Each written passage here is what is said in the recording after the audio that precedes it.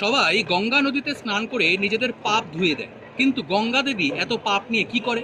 দেবী গঙ্গা এই পাপে পাপে কলুষিত হয়ে যায় না কেন? এই প্রশ্নটাই একজন ঋষি দেবী গঙ্গাকে করেছিলেন। দেবী গঙ্গা তখন বলেছিলেন যে সবাই আমার মধ্যে যে পাপ ধোয় সেই পাপ আমি নিয়ে গিয়ে সমুদ্রকে দিয়ে দিই। তখন তিনি বললেন, শ্রী ঋষি সমুদ্রকে জিজ্ঞেস করলেন, আচ্ছা হে সমুদ্র, গঙ্গা দেবী সবার পাপ কালেক্ট করে আপনাকে দিচ্ছে, তাহলে আপনি কেন পাপের মধ্যে ভরে যাচ্ছেন না? সমুদ্র তখন বলল, আমি এই পাপ নিয়ে সূর্যের মাধ্যমে আকাশকে দিয়ে দিই।